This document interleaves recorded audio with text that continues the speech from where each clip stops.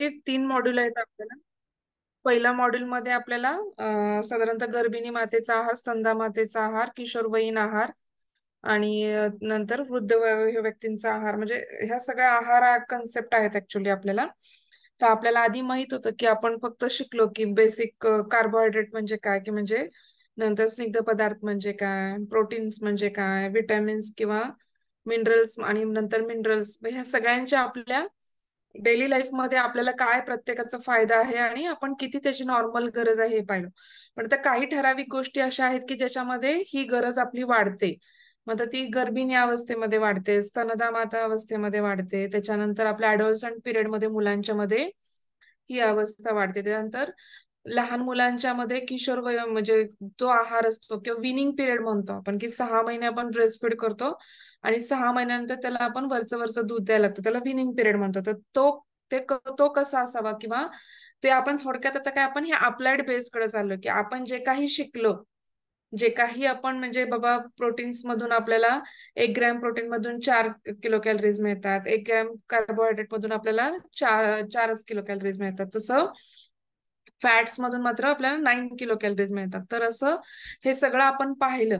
आता हे आपल्याला अप्लाइड करायचंय, की बाबा एखाद्या गोष्टीमध्ये, की गर्भिणी माता वेगळ्या, म्हणजे त्यांचा नॉर्मल माणसांचा आहार आपण पाहिला, पण आता गर्भिणी मातेमध्ये वेगळ्या आवश्यकता आहेत, स्तनदा मातेमध्ये वेगळ्या आवश्यकता आहेत, अडोलसंट पिरियड मध्ये आहेत, विनिंग पिरियड मध्ये वेगळ्या गोष्टी गरजेच्या आहेत.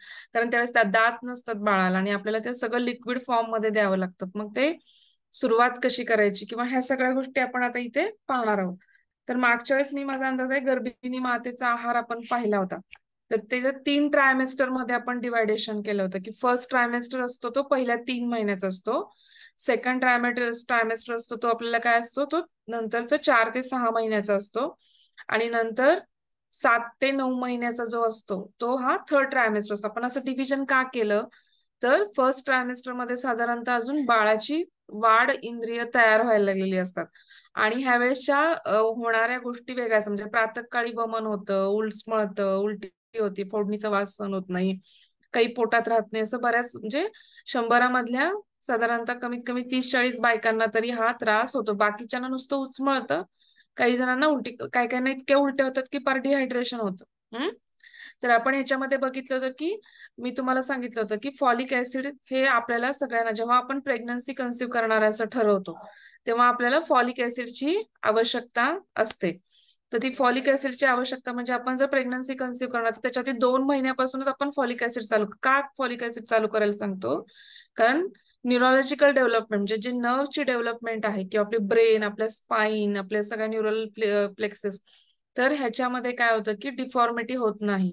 फॉलिक ऍसिड मुळे ह्याची डिफॉर्मिटी थांबते, किंवा हे डिफॉर्मिटी किंवा कंजेनायटल जे अनॉमॉलीज असतात, कंजेनायटल अनॉमॉलीज म्हणजे काय, जन्मजात व्यंग, म्हणजे स्पायना बायफिडा असतो. स्पायना बायफिडा म्हणजे काय, तर स्पाइन असा सरळ येतो आणि त्याचं बायफर्केशन होतं, 2 बाजूला असं होतं, त्याला बायफिडा म्हणतात. तर अशा ज्या कंजेनायटल अनॉमॉलीज किंवा जन्मजात व्यंग जे आपण म्हणतो, तर ही व्यंग होऊ नये म्हणून आपण काय करतो, फॉलिक ऍसिड आधीपासूनच चालू करतो. ह्या 3 महिन्यामध्ये आपण आयर्न आणि कॅल्शियम शक्यतो देत नाही. ह्याच्यामध्ये आपण फक्त नॉझियासाठी आपण काय करतो, की ओंडेम एखादी गोळी, किंवा आणि मग अशा वेळेस काय सांगतो आपण, मी तुम्हाला सांगितलं होतं की कोरडा आहार घ्यायला सांगतो सकाळी सकाळी, मग पिठी साखर तूप असेल, म्हणजे ज्याच्यामध्ये शुगर तर मिळतीये, किंवा मग बिस्किट, कोरडं बिस्किट असेल, किंवा आपण एखादी पिठी साखर तूप चपाती म्हणू शकतो. कोरडं म्हणजे लिक्विड डाएट घ्यायचं नाही शक्यतो, ज्याच्याने पटकन उचमळून उलटी होईल असं, म्हणजे ड्राय डाएट आपण काय करायला सांगतो, घ्यायला सांगतो. मग तर हे फर्स्ट ट्रायमेस्टर मध्ये. सेकंड ट्रायमेस्टर मध्ये काय होतं, की आपल्याला साधारणतः ह्या 5व्या महिन्यामध्ये आपण सोनोग्राफी करतो. कशासाठी करतो सोनोग्राफी, तर कंजेनायटल म्हणजे जन्मजात व्यंग काय आहेत का बाळामध्ये, ते बघण्यासाठी आपण चांगल्या ठिकाणी, चांगल्या मशीनवर, म्हणजे ज्याचं थोडक्यामध्ये ज्याचा हे जास्त चांगलं आहे, स्पेक्युलेशन किंवा चांगल्या क्वालिटीचं मशीन, अशा ठिकाणी आपण कंजेनायटल अनॉमॉलीज साठी आपण काय करायला सांगतो, सोनोग्राफी करायला सांगतो. मग आता इथून आयर्न आणि कॅल्शियमची काय होते, आपल्याला जास्त गरज लागते. मग इथून आपण आपण म्हणजे शक्यतो तर सांगतो की लोखंडाच्या कढईत भाज्या करा, किंवा लिंबूचा जास्त वापर. लिंबू काय करतं, ऍब्झॉर्ब करतं विटॅमिन बी 12 जे असतं, ते आयर्न ऍब्झॉर्ब करायला मदत करतं. लिंबू म्हणजे विटॅमिन सी आपल्याला आयर्न ऍब्झॉर्ब करायला मदत करतं. तर आपण काय करतो, नंतर गुळ, शेंगदाण्याचे लाडू, खारीक खोबऱ्याचे लाडू, किंवा आपण खजूर सांगतो, किंवा बीट सांगतो. आणि काकवी. तर ह्याच्यामध्ये काय असतं, आयर्नचं प्रमाण, की नाचणी आणि हे पण सांगतो आपण, की आठवड्यातून एकदा, म्हणजे हे उष्ण पदार्थ आहेत, पण आठवड्यातून एकदा, उष्ण आणि वृक्ष असतात त्यामुळे काय करायचे, की आठवड्यातून एकदा आपण घेऊ शकतो, कारण बरेच स्निग्ध आम्ले असतात त्याच्यामध्ये असतात. तर हे आपण साधारणतः 3 ते 6 महिन्यामध्ये आयर्न आणि कॅल्शियम, आणि एवढं सगळं करून पण जेव्हा आपण, कारण का जास्त प्रमाणात गरज असते ह्यावेळेस, कारण बेबीची ग्रोथ व्हायला लागली असते, वेट वाढायला लागलं असतं, बेबी आकार घ्यायला लागलेले असतो. तर ऍक्च्युली कसं असतं, की जे काही आपल्या शरीरात आहे ते सगळं आपल्या आईला कमी पडतं, म्हणजे आईचा प्रॉब्लेम होतो, आईला आयर्न डेफिशियन्सी होऊ शकते, आईला पण, बेबीला काही कमी होत नाही. कारण काय होतं, की जे जन्म आपलं बाळ वाढणार आहे ते सगळं आपल्या शरीरातून शोषून घेतं, त्यामुळे आईला डेफिशियन्सी होते आणि आईला बाकीचे आजार होतात, पण हळूहळू त्याचा परिणाम बेबीवर पण होतोच.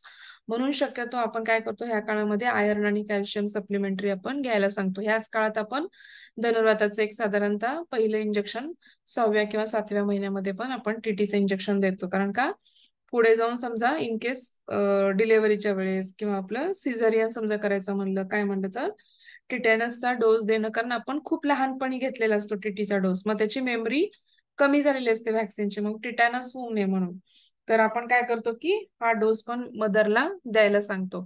त्याच्यानंतर आपण काय करतो, की 7व्या ते 9व्या महिन्यात सगळ्यात हायर साईडला ग्रोथ होते. ह्याच याच्यामध्ये बेबीमध्ये खूप प्रमाणामध्ये वेट गेन होतं किंवा वेट वाढतं. तर ह्या काळामधला आपला आहार संपूर्ण पाहिजे, म्हणजे त्याच्यामध्ये आपण कार्बोहायड्रेट पाहिजेत, प्रोटीन्स पाहिजेत, विटॅमिन्स पाहिजेत, मिनरल्स पाहिजेत, आणि थोड्या थोड्या वेळाने आपल्याला फ्रिक्वेंटली डाएट घेता आलं पाहिजे. मग त्याच्यामध्ये मग सगळं आलं, की सफरचंद फायबर्स आले, सफरचंद म्हणजे फळं आली, फ्रुट्स आले, मग सगळं म्हणजे पालेभाज्या, फळं, आपण जे जे काही, आणि सगळं आता आपण हे काय खायचं पाहिलं, काय खाऊ नये आपण हे नाही पाहिलं. काय खाऊ नये तर मसालेदार पदार्थ खाऊ नये. तर पपई ही उष्ण असते, पपईचा जास्त वापर करू नये, कारण पपई आपण काय करतो, की पपईने उष्णता वाढले, मेन्स्ट्रुअल सायकल किंवा येत नसेल, किंवा आपण पपई खातो, मग त्या अबॉर्शन होण्याचे चान्सेस. खूप प्रमाणात खाऊ नये, एखादी फोड खाणे, अर्धी फोड खाणे गोष्ट वेगळी, पण खूप प्रमाणात पपई खाल्ली आहे किंवा मसालेदार खूप पदार्थ खाल्लेत किंवा बाहेर जाऊन सारखं तेलकट वडापाव, त्याच्यानंतर कार्बोनेटेड ड्रिंक्स म्हणजे स्प्राईट, आपण हे जे शुगरी सगळे लिक्विड्स पितो ते, कुरकुरे, लेज, किंवा आपण जे मॅगी खातो, नूडल्स खातो, चायनीज खातो, त्याच्यामध्ये अजिनोमोटो, सोया सॉस वापरतो, हे सगळे प्रोसेस्ड फूड आहे. हा तर हे सगळं आपण काय करायचंय, ह्या काळामध्ये टाळायचंय. शक्यतो ह्या काळामध्ये आपण काय करायचंय, टाळायचंय. तर आता आपण हे सगळे आहार बघितला होता. मी तुम्हाला तो चार्ट पण पाठवते, मी विसरले तो चार्ट पाठवायचा, पण पाठवते. पण आता गरोदर ज्या अवस्था आहे त्याच्यातील तक्रारी आणि त्याच्यानुसार आहार काय आणि त्याच्यावर उपाय काय, असं एक आपण हेडिंग घेऊन आता पाहणार आहोत. तर मी सांगितलं काय तुम्हाला, की एकतर प्रातःगमन, मीटिंगचा पहिल्या 3 महिन्यामध्ये त्रास होतो.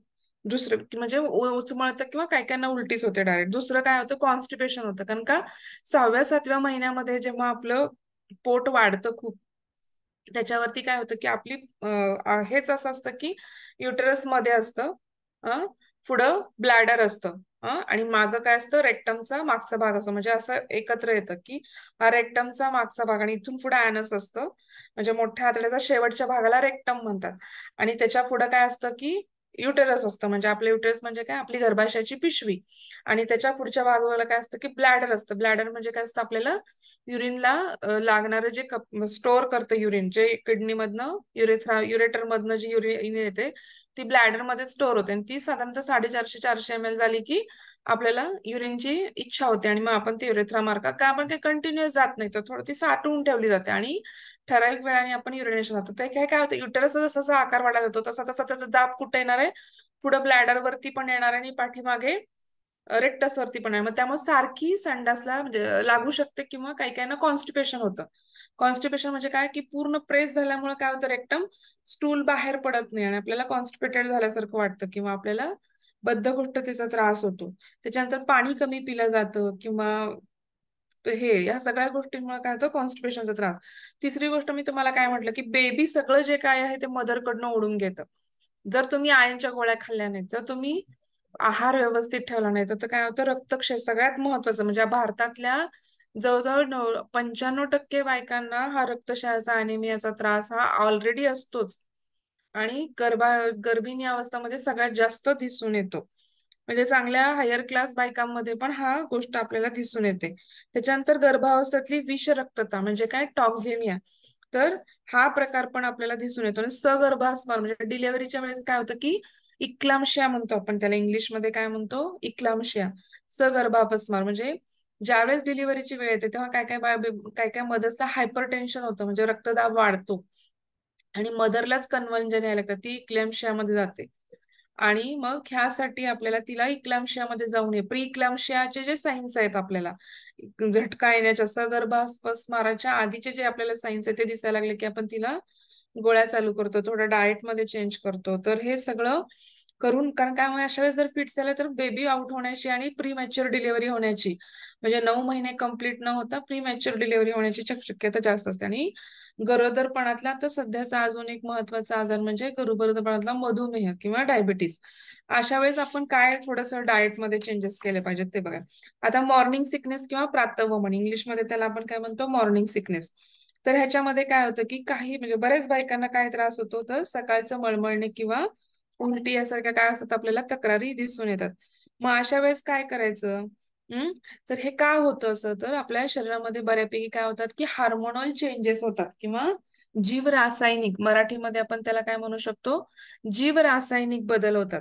आणि त्याच्यामुळे काय होतं की आपल्याला ह्या गोष्टीमुळे काय होतं, काही काही स्त्रियांना नॉझिया किंवा वॉमिटिंग दिसून येतं.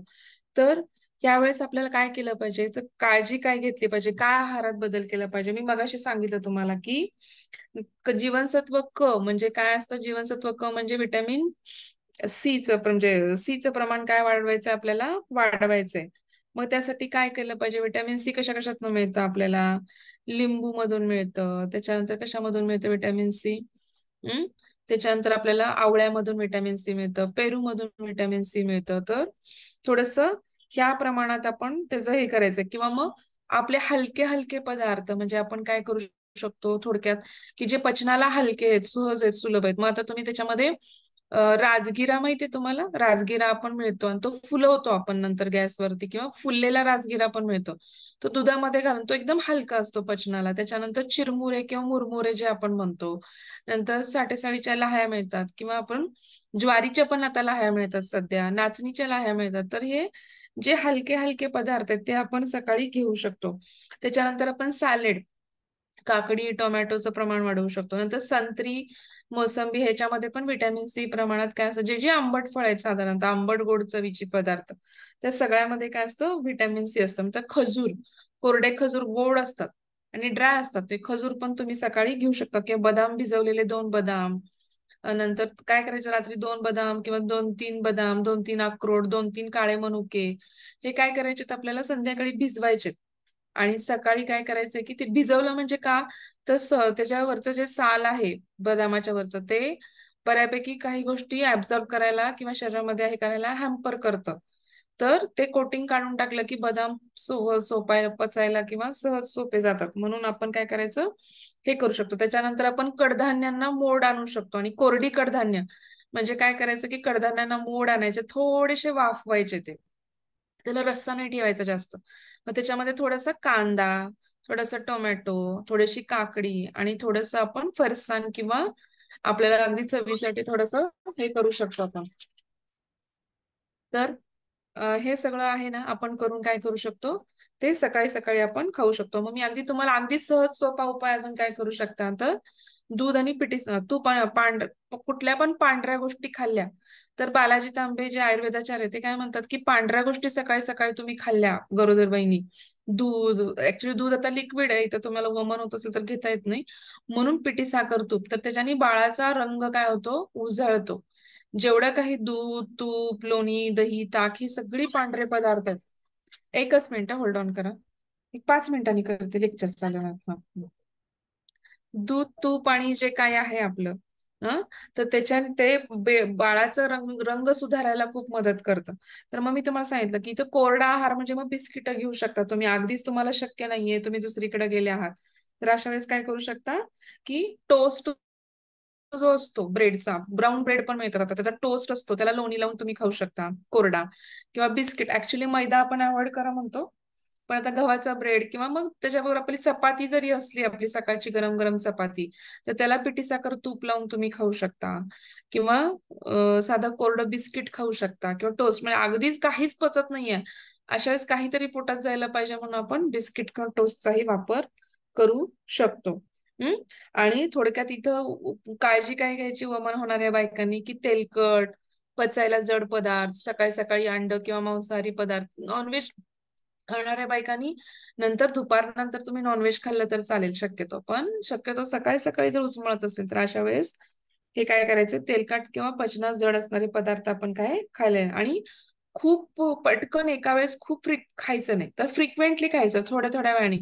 म्हणजे आता एक सफरचंद खाल्लं कोरडं नुसतं, त्याच्यानंतर 2 तासांनी आपण थोडंसं लिक्विड सरबत घेतलं, त्याच्यानंतर 2 तासांनी दूध घेतलं, त्याच्यानंतर नुसती चपाती भाजी घेतली, त्याच्यानंतर 4च्या आसपास भात खाल्ला, त्याच्यानंतर एखादा लाडू किंवा चिवडा खाल्ला, त्याच्यानंतर संध्याकाळचं जेवण केलं. असं फ्रिक्वेंटली थोड्या थोड्या वेळाने, थोड्या थोड्या वेळाने थोडं थोडं खात राहायचं. कारण काय होतं, जर उचमळत असेल, नॉझिया होत असेल, तर खूप खाल्लं तर अजून पोटाला तड लागून उलटी होण्याची शक्यता असते. म्हणून काय करायचं, की अशा वेळेस थोडं थोडं थोडं थोडं खात राहायचं. आता तुम्हाला सगळ्यांना ऍक्च्युली साधारणतः माहिती, की कुठलाही हेल्दी डाएट मध्ये काय येतं, तर सगळ्या पालेभाज्या, सगळ्या फळभाज्या, सगळे कडधान्य, सगळ्या डाळी, सगळे फ्रुट्स, तर सगळ्याच गोष्टींची साधारणतः आवश्यकता काय असते, की हे आपलं कुठलं, फक्त तुम्ही लक्षात ठेवा, की आता व्हिटॅमिन सी मध्ये म्हणजे आंबट फळं आली, व्हिटॅमिन ए म्हणलं की साधारणतः सगळी पिवळी ऑरेंज फळं आली. म्हणजे पपई, गाजर, हा पालक, हे सगळं कसं असतं, की व्हिटॅमिन ए मध्ये सगळी जी ऑरेंज कलरची फळं आहेत किंवा जी रेड कलरची फळं आहेत, तर ती सगळी त्याच्यामध्ये व्हिटॅमिन ए मुबलक प्रमाणात, बीटा कॅरोटीन, कारण ते रेटॅनिन मुळे तो कलर, बीटा कॅरोटीन आणि रेटॅनिन मुळे काय असतं, की ते मेलॅनिन सिक्रिशनला पण मदत करतं. आपल्या शरीरामध्ये जो त्वचेला रंग देणारा द्रव्य आहे मेलॅनिन, त्याला पण मदत करतं बीटा कॅरोटीन. तर हे सगळं म्हणजे त्यानुसार तुम्हाला साधारणतः एक एक प्रकारचा डाएट लिहायला काय होतो, सोपा पडतो. त्याच्यानंतर सेकंड काय, बद्धकोष्ठता. मी तुम्हाला सांगितलं, की उत्तरार्धात म्हणजे जेव्हा थर्ड ट्रायमेस्टर येतं, 6वा 7, तेव्हा गर्भाशयाचा आकार जेव्हा वाढतो, तेव्हा मागं रेक्टमला काय होतं, की कॉम्प्रेस होतं, आणि काय होतं, की आणि पचनक्रिया पण काय होते, की सगळं किती नाही म्हणलं तरी पचनक्रिया पण काय होते, की कधी कधी बदल होतो, असंतुलित आहारामुळे बदल होतो. आणि मग अशा वेळेस काय होतं, की तंतुमय पदार्थांचा अभाव, म्हणजे जे फायबरयुक्त पदार्थ खायला पाहिजेत आपण, म्हणजे कोंड्यासहित कडधान्य खायला पाहिजेत. आपण आता तांदूळ भात खातो, पण त्याच्यावरचं काय होतं, पॉलिश केलेला तांदूळ असतो, तर तो कोंड्यासहित तांदूळ पाहिजे. त्याच्यामध्ये फायबर जास्त प्रमाणात असतात. नंतर काय, सगळं केळ, सफरचंद, संत्री, मोसंबी, पालेभाज्या, याच्यामध्ये काय असतात, फायबर खूप मोठ्या प्रमाणात असतात. फायबर काय करतात, तर आपल्याला संडास मध्ये ते पूर्ण फायबरमुळे संडास सोपी व्हायला मदत होते. आणि दुसरी गोष्ट काय, फायबरमुळे पोट खूप वेळ गच्च राहतं, नाही तर आपण ओव्हर इटिंग करतो, आणि मग काय होतं, की आपल्याला सारखी सारखी भूक लागायला लागते. आपल्याला जर हे सगळं सॅलड जे खातो आपण कच्च, ते सुद्धा काय असतं, की फायबर युक्त असतं. काकडी, टोमॅटो, बीट, मुळा, हा गाजर, ह्याच्यामध्ये फायबर जास्त प्रमाणात असतात. आणि फायबर ज्याच्यामध्ये, मैद्याचे पदार्थ आपण का खाऊ नका म्हणतो, कारण त्याच्यामध्ये फायबर कमी प्रमाणात असतात, रिफाईंड असतात ते. व्हीट मधला सगळा वरचा कोंडा, वरचं सगळं साल काढून टाकल्यानंतर जे काही पावडर पावडर टाईप राहतं, त्याला आपण मैदा बनवतो. तर त्यामुळं म्हणतो, की आपण मैदा खाऊ नका, कारण त्याच्यामध्ये काहीच सत्व राहिलेलं नसतं शेवटी. हम्म. म्हणून आपण त्याला शक्यतो नाही म्हणतो. तर हे जे सगळे फायबरयुक्त पदार्थ, पाण्याचं प्रमाण कमी पिलं जातं. पाणी किती म्हणतात, कधी कधी थंडी असते, कधी कधी त्याच्यामुळे तहानच लागत नाही, किंवा पूर्णपणे वेळ काही ना काहीतरी करत राहिल्यामुळे पण आपण पाणी प्यायचं विसरून जातो. साधारणतः 2 ते 2.5 लिटर किंवा 3 लिटर ते 3.5 लिटर, म्हणजे साधारणतः 20 किलो वजन असतं. म्हणजे आपलं 20 किलोला 1 लिटर पाणी पकडायचं. मग आपलं समजा 60 किलो वजन आहे, तर आपण कमीत कमी 3 लिटर पाणी आपण काय पिलं पाहिजे, आणि अर्धा लिटर पाणी वाढवायचं गर्भिणी अवस्थेत. 3.5 लिटर पाणी आपण काय केलं पाहिजे, पिलं पाहिजे. कारण बेबीची ग्रोथ होताना पण बेबीला पण लागतं, आणि ते सगळं प्लासेंटा मार्फत मिळतं, आणि एमनोटिक फ्लुइड पण वरती तयार होत असतं. तर सगळ्याला पाण्याची गरज असते. कारण बेबी काय नुसतं वरती पिशवीमध्ये नसतं, त्याला शॉक ऍब्झॉर्बर म्हणून काय असतं, की त्याच्यावरती लिक्विड असतं, ते एमनोटिक लिक्विड म्हणतो आपण त्याला. आपण म्हणतो ना, की पाणी वाहून गेलं, ऑलिगोहायड्रोमिनोज झालं म्हणून डिलेव्हरी सीझर करावं लागलं, किंवा लायकर जास्त असलं, पाणी जास्त असलं तरी बेबीला अडचण येऊ शकते. कारण पाणी जास्त असलं की काय होतं की बेबीमध्ये कंजेनायटल अॅनोमॉली जास्त असण्याची, कंजेनायटल अॅनोमॉली म्हणजे जन्मजात व्यंग असण्याची शक्यता असते. अशा वेळेस पण जास्त पाणी असणं पण चांगलं नाही, जास्त कमी पाणी असणं पण चांगलं. कमी पाणी असलं तर डिलेव्हरीला अडचण होते. तर त्यामुळे काय होतं की ह्या वेळेस पण मग आपण म्हणजे इवन कलिंगड, उन्हाळा वगैरे असेल तर कलिंगड, खरबूज अशी जी फळं आहेत ज्याच्यामध्ये जास्त प्रमाणात पाण्याचा हे असतं किंवा आपल्याला पूर्ण पाणी जात नाही, आपल्याला नुसतं पाणी जात नाही, तर अशा वेळेस आपण काय करायचं, वरणाचे पाणी प्यायचं, भाताची पेज प्यायची, लिंबू सरबत प्यायचं, शहाळ्याचं पाणी प्यायचं. अं तर असं साबुदाण्याची पेज बनवायची, तर त्याचं पाणी त्याच्यामध्ये असं थोडक्यात काय, तर किंवा मग गरगट्टा भाज्या बनवणे किंवा असं करून ते लिक्विड कुठल्या म्हणजे नुसतं पाणी जात नसेल तर असं थोडंसं, किंवा आता तर नवीनच प्रकार निघालेत. आता काय करतात की मिंटयुक्त पाणी म्हणजे काय करतात की त्याच्यामध्ये पाण्यामध्ये नुसतं पाणी जात नाही तर लिंबाच्या फोडी, मिंटचे किंवा पुदिन्याचे तुकडे, तुळशीची पानं, आल्याचे तुकडे असं घालून ठेवतात आणि ते त्याच्यात त्याचे जे काही आहेत त्याचा फ्लेवर तो पाण्यामध्ये येतो आणि मग नुसतं पाणी जेव्हा पिऊ वाटत नाही आपल्याला तेव्हा हे असं फ्लेवर्ड पाणी काय होतं आपल्याला पिऊ वाटतं. अशा प्रकारे पण आपण थोडंसं करून पाणी पिऊ शकतो, म्हणजे आपलं डायजेशन पण इम्प्रूव्ह होतं, मेडिकल प्रॉपर्टीच्या गोष्टी पण आपल्याला मिळतात आणि नुसता पुदिना खाऊ शकत नाही, पुदिना चटणीतूनच जातो किंवा खोबऱ्याच्या चटणीतून किंवा ह्याच्यातून, तर तो फ्लेवर्ड पाण्यामुळे आपल्याला ह्या गोष्टींच्या पण गोष्टी आपल्याला मिळतात. आता तिसरी गोष्ट कोणती, कॉन्स्टिपेशन बघितलं पण तिसरा ॲनिमिया. तर मी तुम्हाला सांगितलं की 95 ते 97% बायकामध्ये काय दिसतं आपल्याला, ॲनिमियाचं प्रमाण दिसतं आपल्याला. तर मी तुम्हाला सांगितलं की ह्यासाठी का असतं की स्त्रीच्या शरीरातील काय होतं की 300 ते 400 मिलीग्रॅम जे आहे लोह काय होतं की गर्भाच्या वाढीसाठी वापरलं जातं. आपल्या शरीरातलं किती, 300 ते 400 मिलीग्रॅम लोह गर्भाच्या वाढीसाठी वापरलं जातं आणि त्यामुळे काय होतं की स्त्रीला काय होतं, 2 मिलीग्रॅम तरी कमीत कमी रोजचं लोह जास्त घेणं आवश्यक असतं. त्यामुळे काय होतं की रक्तक्षय हा फक्त लोहाच्या अभावी होतो असं नाही, तर त्याचप्रमाणे कशामुळे होतो, फॉलिक ऍसिडच्या डेफिशियन्सीमुळे होतो. नंतर जीवनसत्व B12 मी तुम्हाला म्हणले ना, आपण B12 इंजेक्शन घेतो. तर ते साधारणतः व्हेजिटेरियन लोकांमध्ये B12चं प्रमाण खूप प्रमाणात कमी असतं. तर ते B12 त्याला आपण न्यूरोकॉइन ओडी किंवा आपण अशा गोळ्या देतो, सायनोकोबाल्मिनचे इंजेक्शन देतो, मिथॅनकोबाल्मिन, सायनोकोबाल्मिन, त्याचे काय होतं, आपण B12चे इंजेक्शन द्यायला लागतो. म्हणजे अगदीच कमी असेल तर नॉर्मली किती असतं ते 180 ते 87 असतं. व्हेजिटेरियन जे लोक आहेत ते नॉनव्हेज खात नाहीत त्यांच्यामध्ये तर कधी कधी ते प्रमाण 80 वगैरे पर्यंत, आणि 80 नंतर खाली चाललं तर मात्र मग हाताला थरथर कापणे, मुंग्या येणे, केस सोनेरी होणे, आपल्याला अशा गोष्टी दिसून येतात. आणि अॅनिमिया पण होतो, रक्तक्षय होतो. हम्म?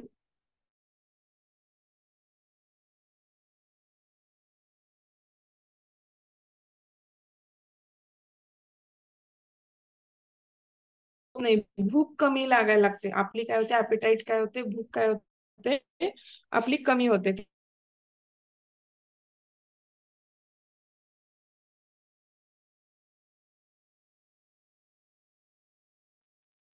आवाज जातोय मॅम तुमचा.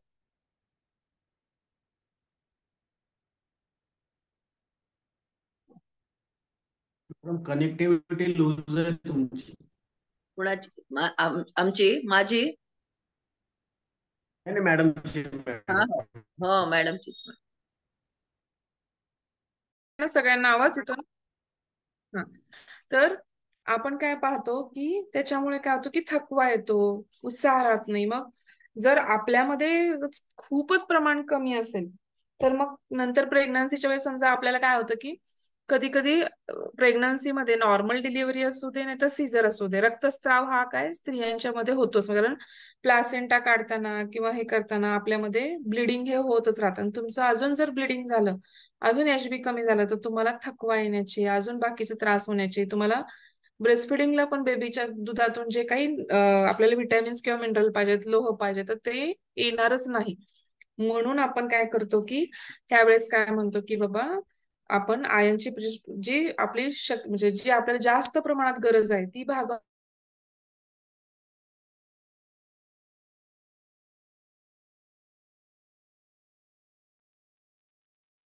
आवाज नाही येत आहे मॅडम तुमचा. तर आवाज घ्या, बंद झाला. जेवणाच्या आधी घ्या. आता येतोय का आवाज? हो आता येतो. हा. तर आपली आयनची कपॅसिटी म्हणजे आयन आपल्याला जास्त प्रमाणात लागणार आहे या काळामध्ये. तर मग त्यामुळे आपण सप्लिमेंटरी म्हणजे डॉक्टरांनी जे काही आपल्याला सप्लिमेंटरी, आपण आहारात तर बदल करतोयच. आहारामध्ये आपण बीटचं प्रमाण वापरतोय, पालकचं प्रमाण वापरतोय, लोखंडाच्या कढईमध्ये भाज्या करतोय आपण. इव्हन आपण काय करतो की काकवी खातो किंवा गुळ शेंगदाण्याचे लाडू खातो, किंवा खारीक खोबऱ्याचे आपण लाडू करतो, खजुराचं प्रमाण वाढवतो आपण. हे सगळं तर करतोयच आपण. तर त्याच्याबरोबर आपल्याला काय करायचंय की त्याच्या उसाचा रस पण चालतो ऍक्च्युली. उसाचा रस पण ते उसाचा रस ऍक्च्युली ते लोखंडाच्या ह्याच्यामध्ये जर आणला किंवा आपण ठेवला तर त्याच्यामध्ये पण ते काळा पडतो लगेचच. त्याच्यामुळे नाही, पण ते ऍक्च्युली गुळ ठीक आहे. गुळ आपण जे कढईमध्ये बनवतो तो गुळामुळे त्याच्यामुळे आता ऍक्च्युली किती चांगला गुळ मिळतो हे पण महत्वाचंच आहे. पण त्यातल्या त्यात पण त्याच्याने काय होऊ शकतं की आपली ती क्षमता किंवा ती शक्यता आपली काय होते की आपल्याला त्याच्यातून तर मिळतच आहे, पण अजून जर जास्त गरज आहे तर आपण जे टॅबलेट दिले त्या मात्र आपण कंटिन्युअस काय घेतल्या पाहिजेत. त्याच्यानंतर आपण आता हे जे बदाम ड्रायफ्रुट्स आपण घेतो सगळे बदाम, अक्रोड, तर ह्याच्यामध्ये पण काय केलं पाहिजे की हे पण आपण काय केले पाहिजेत भिजून. कारण अॅमिनो प्रथिने जे आहेत, आवश्यक प्रथिने आणि फॅट, तर ते आपण जे तेलातून फॅट घेतो ते आवश्यक तर आहेतच, पण ते तूप किंवा तेल आपण त्यातून फॅट घेतो, पण जी स्निग्धाम्ले म्हणतो, अमिनो ऍसिड्स म्हणतो, ते सगळ्यात ब्रेनला डेव्हलपमेंट होण्यासाठी आणि हेल्दी फॅट म्हणून ज्याचं म्हणतो आपण, तर ते शेंगदाणे, त्याच्यानंतर आपण जे मखाना खातो अलीकडे तो, त्याच्यानंतर जे सगळे मगज आहेत की कलिंगडाच्या बिया, खरबुजाच्या बिया, हे जे मगज म्हणून आपण वापरतो, सनफ्लावरच्या बिया, ह्या 5 प्रकारच्या, किंवा ह्या सगळे जे काय आहे आपण, किंवा आपण हळीव जे घेतो, हळीव पण ऍक्च्युली चांगले असतात. उन्हाळ्यामध्ये जर उष्णता असेल तर सब्जाचे बी. तर जसा सीझन आहे, जसा ऋतू आहे, तसा त्यांच्या आहारात तर बदल करायचाच आहे आपल्याला, पण त्याच्याबरोबर ती सगळ्या गोष्टींचं जे आपल्या पूर्वी भारतीय संस्कृतीमध्ये जे परंपरागत आलेलं आहे, तर ते तोच आहार, किंवा आपण जे गर्भणी अवस्थेमध्ये आपल्या आईनी आपल्याला सांगितलं की बाबा असं केलं पाहिजे, तर तोच आहार, फक्त त्यांना नॉलेज नव्हतं तरी पण हा परंपरागत त्यांनी त्या गोष्टींचा म्हणजे किती विचार असेल, विचार करा तुम्ही. म्हणजे त्या शिकलेल्या फार नव्हत्या, हे नव्हत्या, परंतु ह्या सगळ्या ज्या गोष्टी आपल्या भारतीय संस्कृतीमध्ये आलेल्या आहेत त्या सगळ्या त्याच्यामध्ये आपल्याला काय होतात, यायला पाहिजेत किंवा यायला. आणि थोडक्यामध्ये आता आपण तर हा फक्त आहारच बघतोय, त्याच्यावर थोडासा विहार पण तुम्ही लिहिलात, एखादी दुसरी ओळ तरी चालेल. किंवा पहिल्या म्हणजे ह्याच्यामध्ये तुम्ही छोटी छोटी आसनं करू शकता, किंवा मार्जरासन किंवा भद्रासन. भद्रासन तर तुम्ही शेवटच्या 9व्या महिन्यापर्यंत भद्रासन करू शकता. नॉर्मल डिलिव्हरी होण्याचे चान्सेस वाढतात, कारण तुमचे पेल्विक गर्डलचं काय होतं की त्याचं हे होतं किंवा एक्सपांड होतं. नंतर इव्हन त्याच्यानंतर पहिल्या महिन्यामध्ये म्हणजे छोटे छोटे आसनं करू शकता, किंवा ताडासन, किंवा ज्याच्यामध्ये पोटावरती प्रेशर नाही येणार, किंवा अशा गोष्टी ज्या बॅलन्स करून तुम्ही करू शकता. आपली बैठक स्थितीतली आसनं, मेडिटेशन, योग निद्रा, शवासन. पहिल्याच महिन्यामध्ये तुम्ही मकरासन पण करू शकता. नंतर जसं ऍबडोमेनचं गर्थ वाढेल तसा शक्यतो मकरासन करू नका. तर ह्या गोष्टी पण तुम्ही काय करू शकता, त्याच्यामध्ये ऍड करू शकता.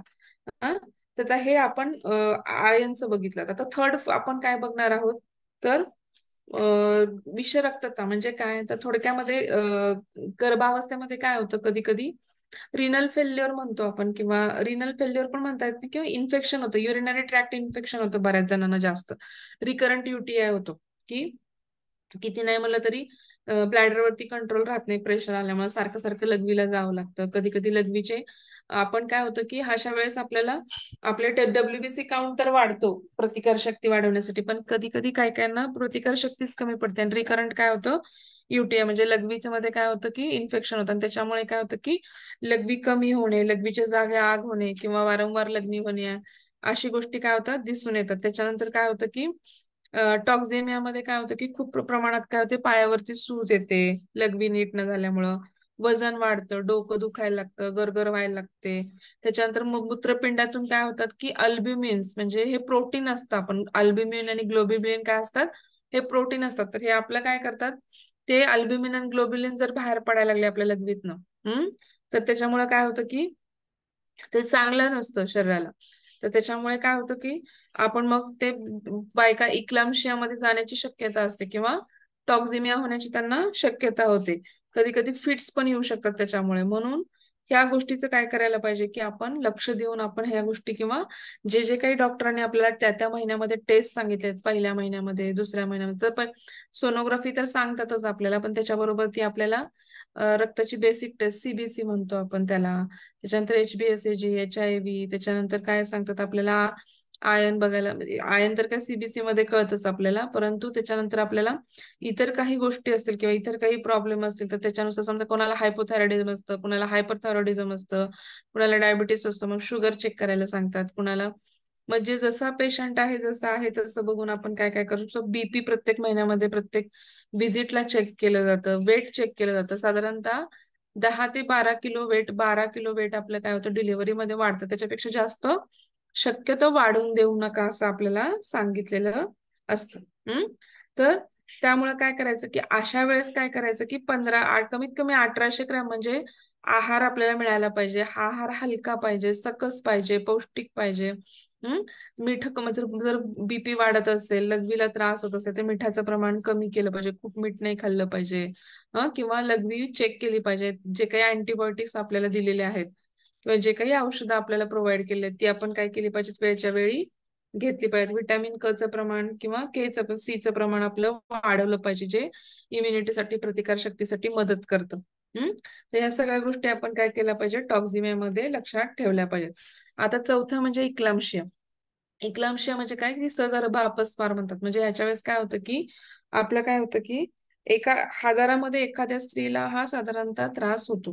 तर ह्याच्यामध्ये काय होतं की प्रसूतीच्या वेळेस साधारणतः 7व्या-8व्या महिन्यापासूनच आपल्या लक्षात येतं की ह्यांचं बीपी किंवा रक्तदाब काय असतो वाढायला लागलेला आहे. तर अशा वेळेस काय करतात की डॉक्टरांनी सांगितलं, समजा त्यांनी बीपी वाढतोय तर ते साधारणतः डॉक्टर गोळ्या देतात त्यासाठी किंवा बीपी कंट्रोलमध्ये राहावं किंवा तर त्या गोळ्या घेतल्या पाहिजेत किंवा डाएटमध्ये आपल्या हळूवारपणे मीठ कमी करणे, पाणी व्यवस्थित इंटेक घेणे, लघवीचं प्रमाण चेक करणे, कमीत कमी बाबा आपल्याला व्यवस्थित लघवी होते का, वारंवार बीपी साधारणतः आपल्या जे 3-4 दिवसांनी चेकिंगला बोलवले त्याच्यानुसार जाऊन चेकिंग करून बीपी चेक करणे, आपलं वेट शक्यतो 10-12 किलोच्या पुढे वाढू नये, तर त्यानुसार आपला डाएटचा किंवा आहार आपला मॅनेज करणे, ह्या सगळ्या गोष्टी काय होतात की होऊ शकते. ह्याची इक्लाम्शियामध्ये झटकाच येतो पूर्ण, डोळे पांढरे होतात, हातपायाच्या टोनिक क्लोनिक कन्व्हल्स हे व्हायला लागतात, श्वासोश्वास बंद होण्याची शक्यता असते झटक्यामध्ये.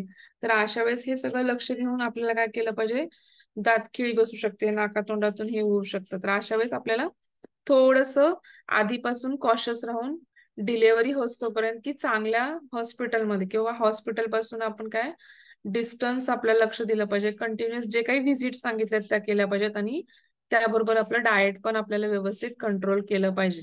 मग ते टीटीचं इंजेक्शन असू दे, सप्लिमेंटरी असू दे, वेळच्या वेळी जाणे, वेळच्या वेळी पाहणे, वेळच्या वेळी सोनोग्राफी करणे, रिपोर्ट करणे, बीपी वाढलं तर त्रास थोडा जरी आपल्याला साईन सिम्पटम दिसायला लागले, त्रास व्हायला लागला तर डॉक्टरांकडे जाणे, त्या गोष्टी आपण काय केल्या पाहिजेत त्या त्यावेळेस आपण ह्याच्यामध्ये डाएट चेंज मध्ये आपण फक्त एवढंच करू शकतो की डाएट तोच ठेवू शकतो, फक्त हलका आहार घेणे, व्यवस्थित आहार घेणे आणि मीठ कमी करणे आणि पाण्याचं प्रमाण वाढवणे, ह्या गोष्टी आपण काय करू शकतो.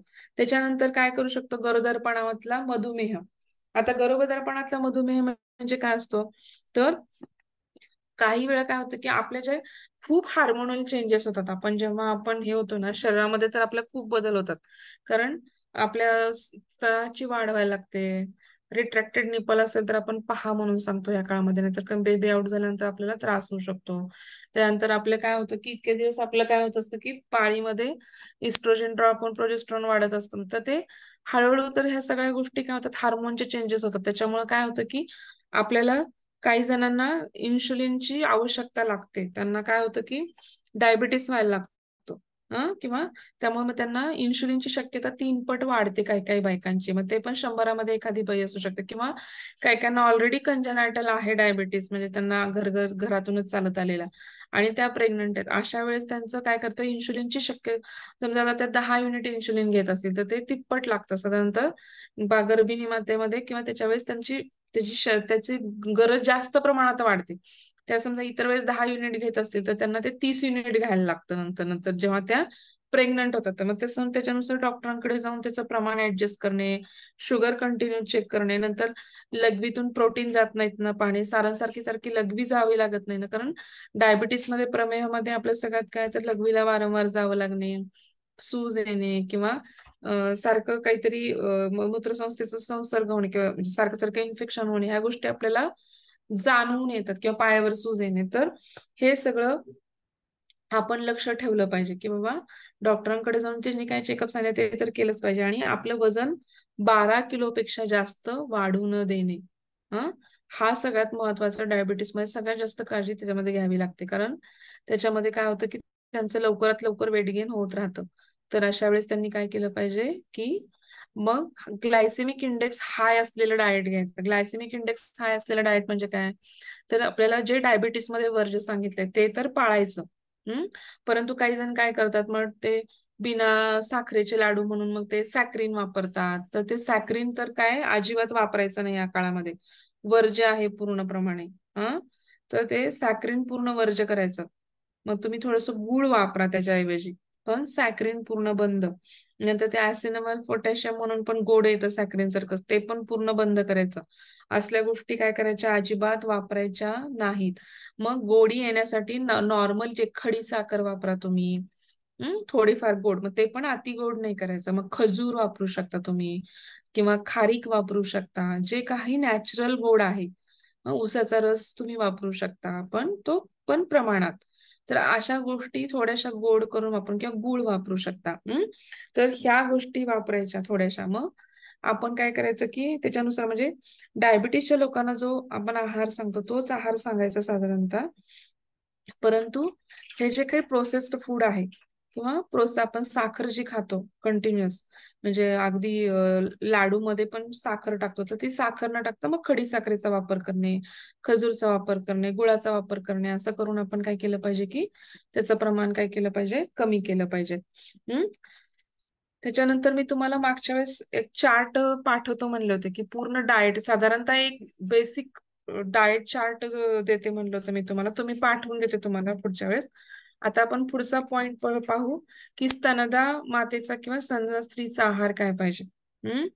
तर साधारणतः काय असतं की आपण बाळ जन्मल्यानंतर पहिले 6 महिने काय करतो, शक्यतो एक्सक्लुझिव्हली काय करतो, आपण ब्रेस्ट फीडच करतो. तर अशा वेळेस काय असतं, तर कसं काम करतं हे, दूध कसं येतं, तर पहिल्यांदा काय होतं की आपल्या स्तनांना काय होतं की बाळाने चोखलं किंवा बाळाने सक केलं की काय होतं, तर आपल्या मस्तिष्क ग्रंथीमध्ये पिट्युटरी जी ग्लँड आहे आपल्या, त्याच्यामधून काय होतं की मागच्या भागातून काय होतं, ऑक्सिटोसिन नावाचा हार्मोन काय होतो, रिलीज होतो. आणि तो काय करतो, तो मस्तिष्क ग्रंथीच्या काय होतं की अग्रिम भागातून मागच्या भागातून काय होतं, ऑक्सिटोसिन रिलीज होतं. आणि पुढच्या भागातून काय होतं की प्रोलॅक्टिन रिलीज होतं. आणि काय होतं की मग ऑक्सिटोसिन जे काय आहे ते काय करतं की जे काही आपल्या दुग्ध ग्रंथी आहेत त्याच्या पुढे अल्व्हेओला असतात, तर अल्व्हेओला आणि दुग्ध ग्रंथी त्यांचं आकुंचन करतं आणि दूध काय करतं, दूध मुक्त करायला काय करतं, मदत करतं. आकुंचन झालं की दूध पुढे ढकललं जातं त्या ह्याच्यातून आणि स्तनाग्रापर्यंत काय होतं, ते दूध येतं. आणि प्रोलॅक्टिननी काय होतं की त्या अल्व्हेओलस मध्ये दूध बनवायला किंवा दूध बनवायला प्रोलॅक्टिन मदत करतं. आणि ऑक्सिटोसिन काय करतं, तर ते दूध असं आकुंचन करून बाहेर टाकायला मदत करतं. तर हे काय असतं की ही ऍक्च्युली क्रिया आहे, पूर्ण प्रोसेस आहे. तर आपण असं म्हणतो की दूध हे कसं असतं की पूर्वीच्या काळी तर बायका 5-5 वर्षापर्यंत पाजायच्या. तर हे का शक्य व्हायचं, तर हे सगळं काय असायचं की हा भावनेचा खेळ आहे. तुम्ही हार्मोन जसं स्त्रवता, भावना तुमच्या जशा हे होतात तसं हार्मोनचं स्त्रवायचं प्रमाण वाढतं आणि त्याच्यानुसार तुमचं दुग्ध संप्रेरक किंवा दुग्ध उत्पत्तीचं प्रमाण पण वाढतं. तर साधारणतः काय आहे की नैसर्गिक क्रिया आहे. म्हणजे कुठल्याही आईला बाळ झालं की पहिल्यांदा जे दूध येतं त्याला आपण काय म्हणतो, कोलेस्ट्रॉल म्हणतो. चिक, आपण मराठीमध्ये त्याला चिक म्हणतो, पण इंग्लिशमध्ये त्याला आपण काय म्हणतो, कोलेस्ट्रॉल म्हणतो. हे खूप थोड्या प्रमाणात येतं. हे अगदी 5 थेंब, 10 थेंब, 1 मिली, 2 मिली असं येतं. पण लोकांना काय वाटतं की दूधच येत नाही, दूधच येत नाही, मग ते पावडरचं दूध पाज, कुठं गाईचं दूध पाज, कुठं शेळीचं दूध पाज, असं करायला लागतं. तसं नाही करायचं. तर हे जे काही पहिलं कोलेस्ट्रॉल काय करतं, तर दोघांनाही मदत करतं. म्हणजे आपण जेव्हा बाळ पहिल्यांदा आईला चोखतं किंवा सय करतं, तर तेव्हा काय होतं की हार्मोन्स हे ऑक्सिटोसिन आणि हे जेव्हा स्त्रवायला लागतात, त्यावेळेस काय होतं की हळूहळू काय होतं की आईचं पण युटरस जे एक्सटेंड झालेलं आहे आणि ते खाली गेलेलं आहे, ते त्याच्या पूर्ववत पोझिशन यायला मदत होते. युटरस काय असतं की त्याच्या पूर्ववत पोझिशन यायला मदत होते. आईला जे वेदना होत आहेत किंवा पेन होत आहेत डिलिव्हरीमुळे, त्या पेन कमी व्हायला मदत होते. आणि त्याच्यानंतर आई आणि बाळाच्या मधला जो इंटर रिलेशन बॉन्ड आहे किंवा त्यांचं जे एकमेकाविषयीचं प्रेम आहे किंवा एकमेकाविषयी जो बॉन्ड आहे किंवा एकमेकांचा तो निर्माण व्हायला काय होते, याच्यामुळं मदत होते. आणि पहिल्या चिकामुळे बाळाची प्रतिकार शक्ती वाढायला मदत होते, कारण त्याच्यामध्ये बरीच इम्युनिटी वाढवण्यासाठी संप्रेरक असतात. आणि ती संप्रेरक बाळाला काय करतात, प्रतिकार शक्ती वाढवायसाठी काय करतात, मदत करतात.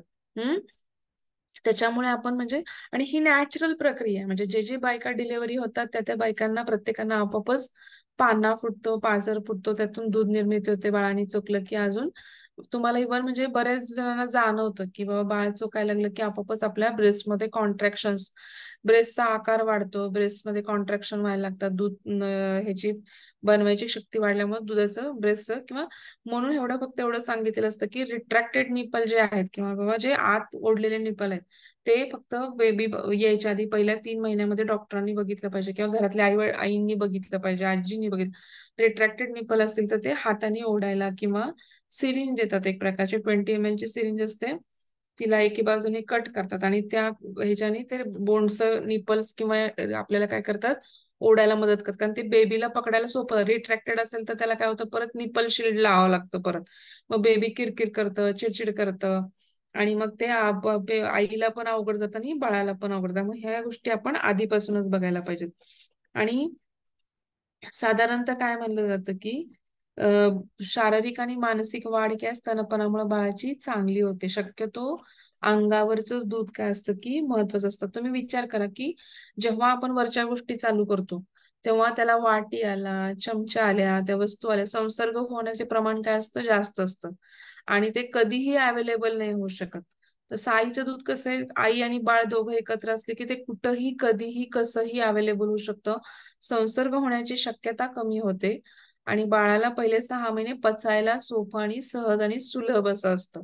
आता तर काय ह्याच्या बँक्स पण आहेत, म्हणजे मोठमोठ्या ठिकाणी ह्याच्या बँक्स असतात. म्हणजे किंवा इव्हन आपण असं पण करू शकतो की जर आई कामाला जात असेल तर तिने ते मिल्क काढून ठेवलं आणि ते फ्रीजमध्ये साधारणतः 4 तास राहतं आणि बाहेर असं रूम टेम्परेचरला 2 तास राहतं. तर ते दूध आपण काय करू शकतो, बेबीला वाटी चमच्यानी फीड करू शकतो आपण.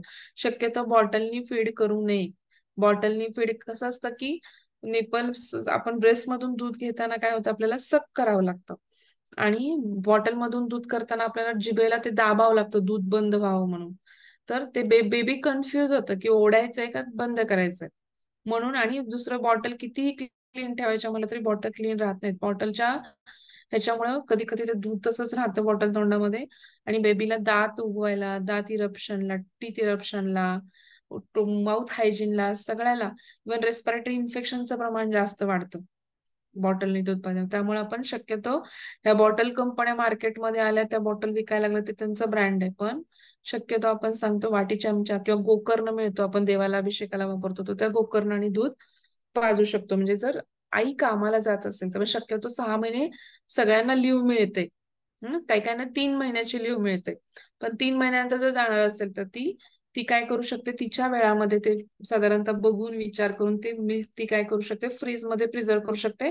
पाजायच्या आधी आपण त्याला 15-20 मिनिटं रूम टेम्परेचरला आणून, आईचं दूध आपण नाही गरम करू शकत, त्यामुळं रूम टेम्परेचरला आणून पाजायचं मग ते. तर हे असं आपण करू शकतो. म्हणजे जागतिक आरोग्य संघटना जे WHO ती काय म्हणते की मातेच्या शरीरात साधारणतः 850 मिली दूध काय होतं, तयार व्हावं लागतं. म्हणजे बालकाची पोषणाविषयी गरज काय होते, पूर्ण होते.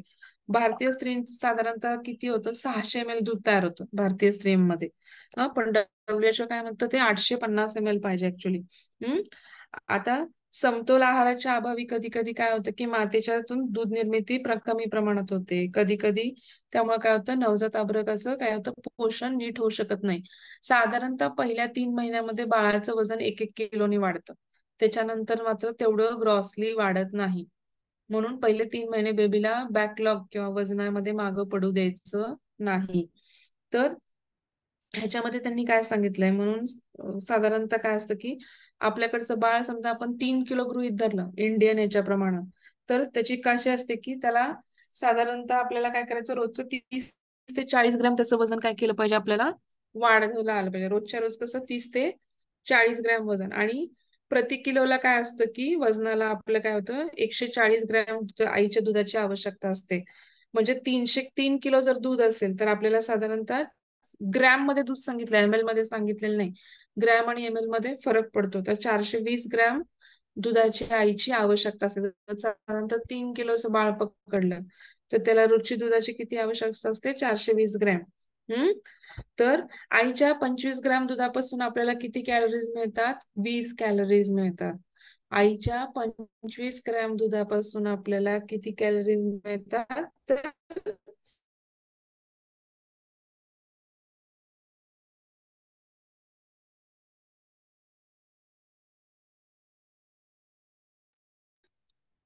आवाज गेला मॅडम.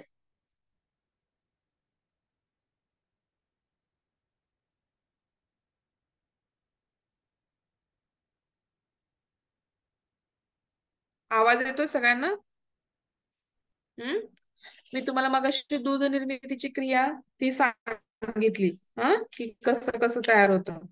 आणि आता स्तनदा स्त्रीचं म्हणजे ते तुम्हाला मी हे सगळं कसं प्रपोर्शन आहे. आणखीन एक सांगायचं, ते वॉटरी असतं, त्याच्यामध्ये मिनरल्स किंवा खनिज द्रव्य म्हणतो आपण मराठीमध्ये.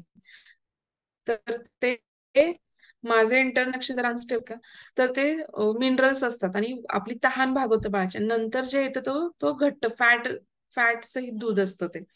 तर ते काय करतं, बाळाचं वेट वाढवतं. तर काय काय बाय काय काय करतात, थोडंसं इकडे पाजायचं, मी इकडे पण ते लिक्विडच पाजतात, मध्येच बंद करतात, मग परत इकडे पाजतात सेकंडला.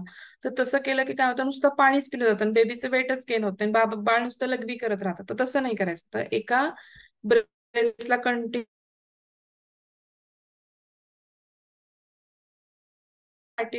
असतं.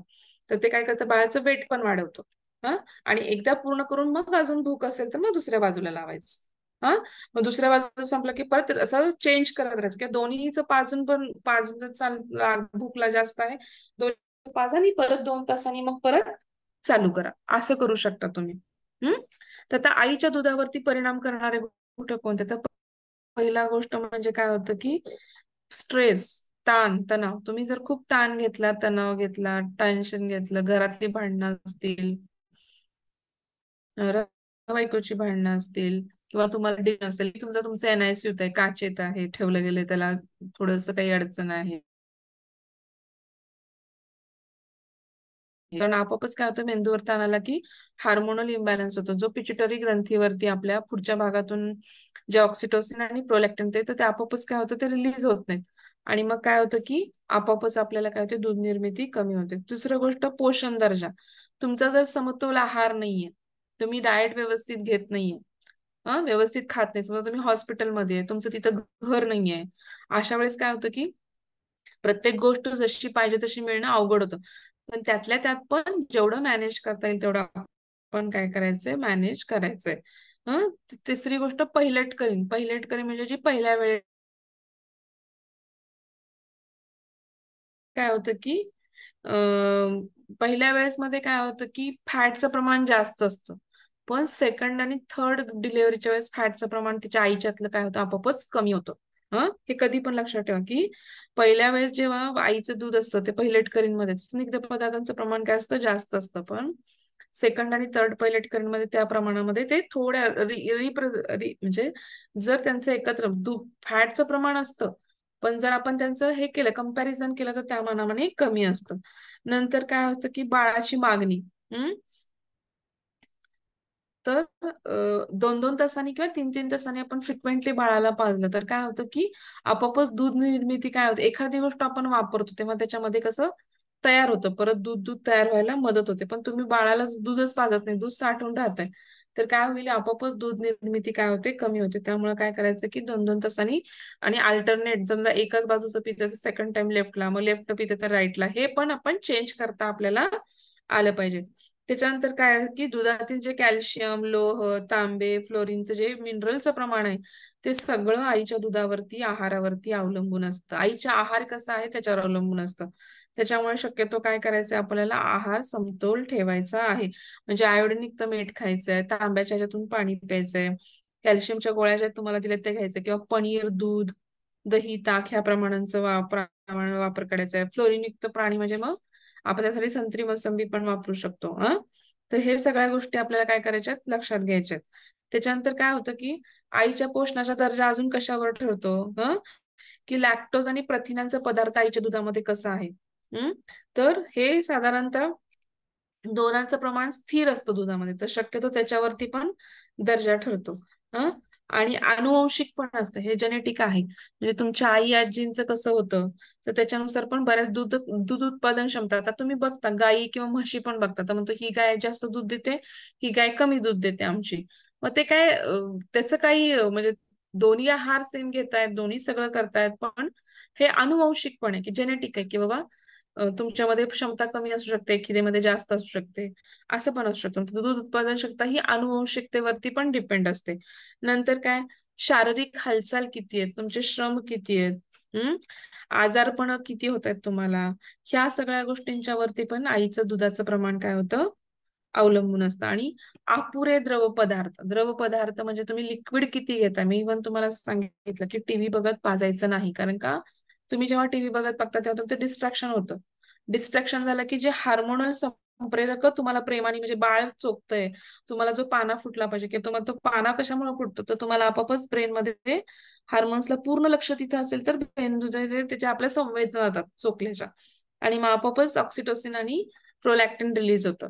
परंतु तुम्ही जर टीव्ही बघत पाहताय, कोणाशी तर गप्पा मारत पाहताय, तर डिस्ट्रॅक्शन होतं आपापच, मग हार्मोन्स त्या मनाने स्त्रव मिळणार नाही. म्हणून आपण असं सांगतो की एका वेळेस एक गोष्ट, म्हणजे कुठल्याही एका खोलीत बाळंतिणीला दिवस बाहेर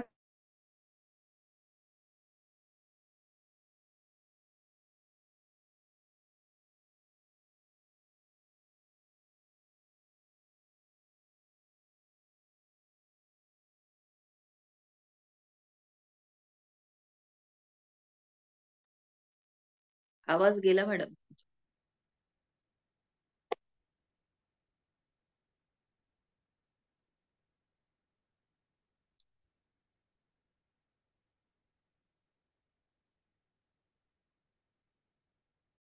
लिक्विड जे काय आहे, म्हणजे जे काही द्रव पदार्थ आहेत ते साधारणतः मी तुम्हाला सांगितलं की 60 किलो वेट असेल तर 20 लिटर, 20 किलोला 1 लिटर पाणी, तसं 3.5 लिटर आपलं लिक्विड दिवसभरामध्ये गेलं पाहिजे. मग तुम्ही इव्हन ब्रेस्टफीड करायच्या आधी अर्धा ग्लास पाणी पिऊन बसा, किंवा मग तो साधारणतः मग ते लिक्विड दूध असू शकतं, पाणी असू शकतं, ताक असू शकतं, किंवा नारळाचं पाणी असू शकतं, लिंबू सरबत असू शकतं, पन्ह असू शकतं. तर म्हणजे उन्हाळा वगैरे असेल तर तुम्ही, किंवा मग कलिंगड, खरबूज असे लिक्विडयुक्त पदार्थ, किंवा ऑरेंज, संत्री, मोसंबी यांचा ज्यूस असू शकतो फळांचा.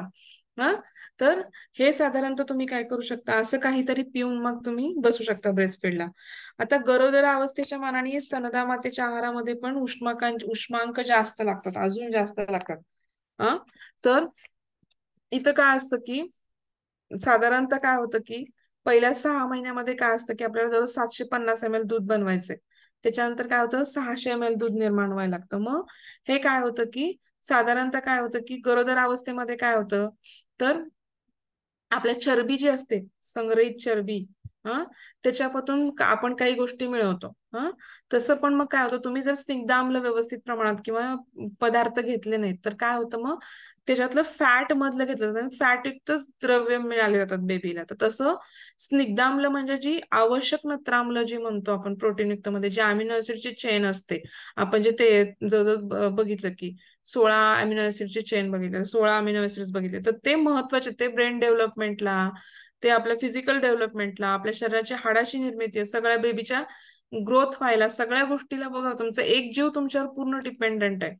अशा वेळेस काय होतं की साधारणतः काय होतं की आपल्याला ही जी उष्मांकाची जी आवश्यकता आहे ती सगळ्यात काय असते, जास्त म्हणजे 2 किलोग्रॅम, म्हणजे समजा वजन वाढतं प्रत्येक 1 की 2 किलोग्रॅम, तर त्यावेळेस काय होतं की आपल्याला 600 किलो कॅलरीज काय असतात साधारणतः स्तनदामातेला आपल्याला जास्त लागतात. मग त्यासाठी आपण काय केलं पाहिजे, तर तृणधान्य, डाळी, दूध, दही, तेलबिया, बटाटे. तेलबियामध्ये मग आता सगळ्या बिया आल्या, बदामाच्या बिया आल्या, अक्रोडाच्या बिया आल्या, खजूर आले, खारीक आलं, खोबरं आलं, ओला नारळ आला.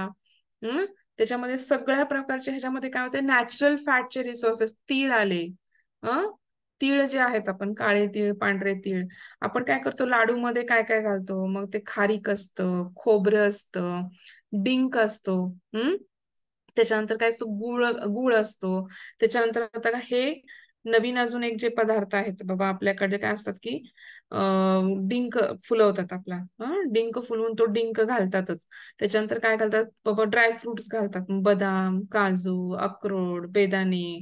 त्याच्यानंतर काय घालतात, तर आता ते नवीन प्रकारचे आयुर्वेदिक बरेच गोष्टी पण येतात, किंवा आपण सुंठ तर वापरतोच, परंतु ते आपण ज्येष्ठ मध सुद्धा घालतात. काही जण हळीव घालतात.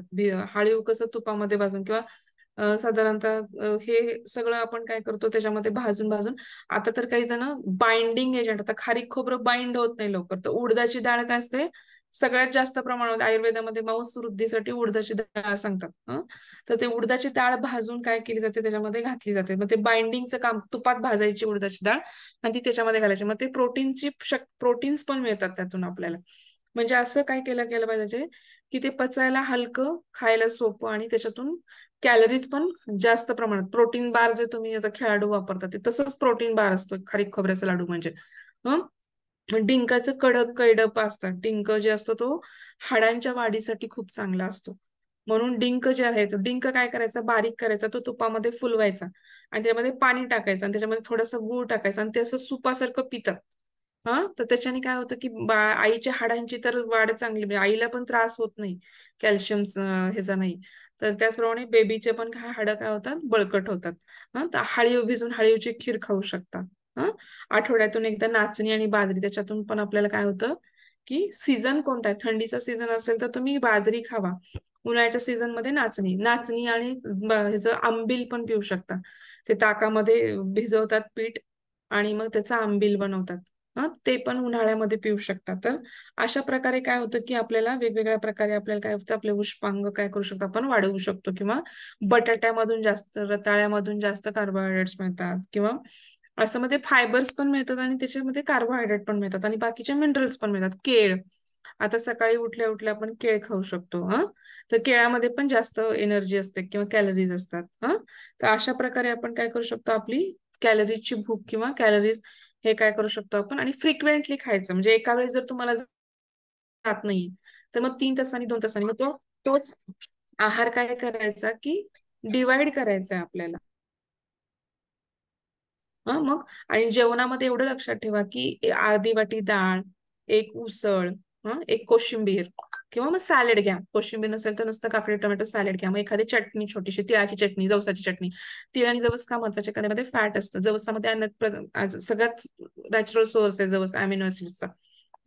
तर जवस एकदम चांगले असतात. तेल पण, फॅट पण मिळतं आणि अमिनो ऍसिड्स पण मिळतात, नॅचरल फॅट असतं. तर अशा गोष्टींचा तुम्ही वापर करू शकता. किंवा बडीशेप खाताना पण जेवणानंतर काय करायचं की त्याच्यामध्ये बडीशेप मध्ये तीळ, धण्याची डाळ, त्याच्यानंतर जवस, ज्येष्ठ मध, इव्हन असं करून तुम्ही काय करू शकता, खाऊ शकता. इव्हन ओवा पण घालू शकता, त्यामुळे तुमचे डायजेशन इम्प्रूव्ह होतं अजून. थोडीशीच बडीशेप म्हणजे ते असं आपण काय करतो, अशा गोष्टी थोड्या थोड्या बारीक बारीक ज्या गोष्टी आहेत की त्याच्यामुळे काय होतं की आपल्या सगळ्या गोष्टी, आपले जे ब्लोटिंग होणार आहे, गॅसेस तयार होतात, ते सगळं कमी होतं आणि डायजेशन पण काय होतं, आपलं इम्प्रूव्ह होतं. आज आपण बास करू इथून.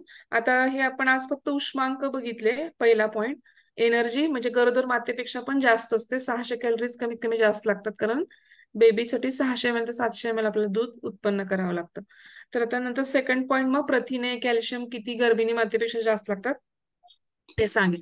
डायरेक्ट चार्ट वरनं आपण बघू म्हणजे ते सोपं पडेल आपल्याला. चा